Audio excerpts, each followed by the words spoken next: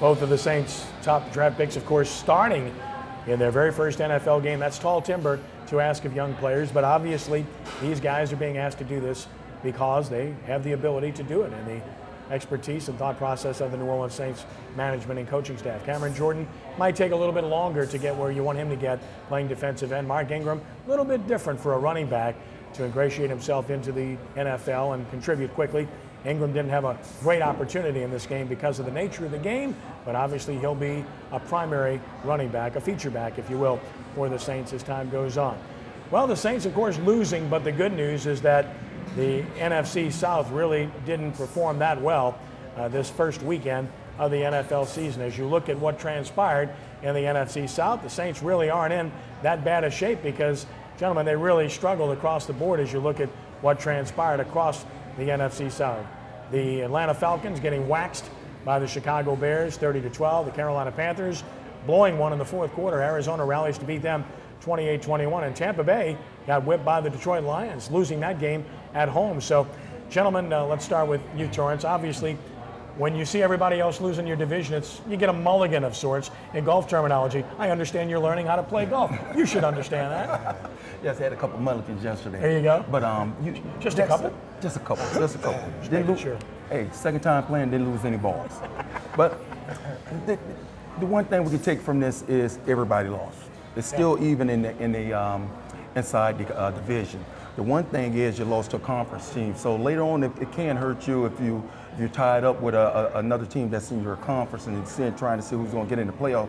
As we saw last year, some teams weren't able to get in with a 10-6. So it could hunt us later on, but hopefully we can come back against Chicago, who had a tough game against, a great game against Atlanta, which is expected to have a great season. And they did a hell of a waxing job on them, and we're looking forward for them to coming in, and hopefully we can get to 1-1 and move up in this division. Yeah, the good news is the Falcons lost. The bad news is the Bears look really good coming into New Orleans, which will be a tough test for the Saints on Sunday.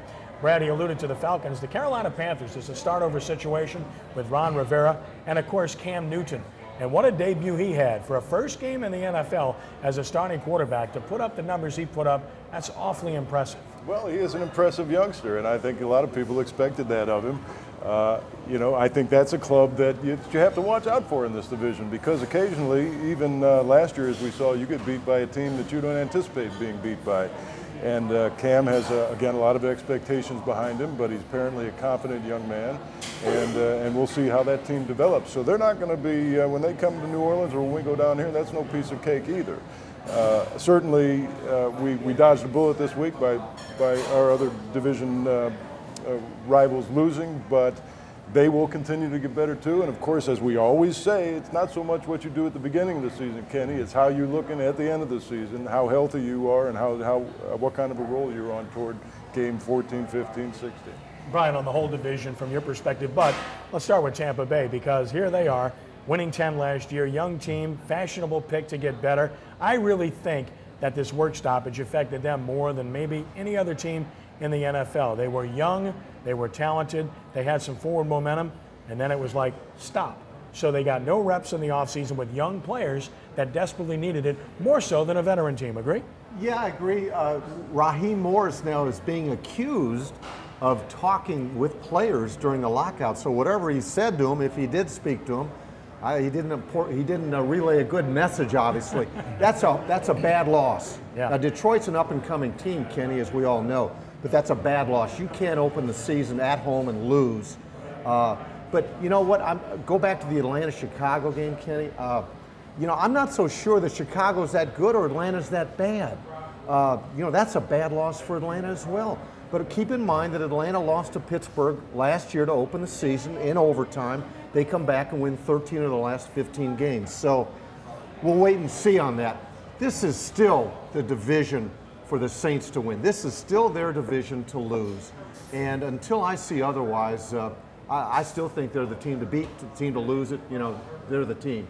And to me, the loss by Tampa Bay was easily the worst because they're at home and right. they're favored. You can't Atlanta loses on the road to a team that played for the NFC Championship last year. Right. And of course, Carolina is a young team starting over again, and they were on the road and not favored to win. Yeah, I think what Carolina showed is that they're probably a 4 or 5 win team, probably. Cam Newton's going to have to be reckoned with. You know, they've got good playmakers on offense. If they lose John Beeson to that Achilles tendon injury, that's a big loss for them to open up a season. But you know what? That team you can't take lightly, obviously. Well, you look at the rest of the NFC, and the Saints also, I think, had a pretty good weekend overall. Dallas gets beat. They basically blew a game and handed it to the Jets. The Giants getting beat. The Vikings getting beat. If you look at contenders, Brad, the only real, I think, Super Bowl contenders in the NFC that won in Week 1 were the Green Bay Packers, the Chicago Bears, and the Philadelphia Eagles. So from that perspective, the Saints really aren't in bad shape. They lost a game they were supposed to lose on the road. Well, yeah, I mean, and in the last couple of years, we're used to seeing the magic from the Saints. You know, and again, we were in a position to almost pull this out.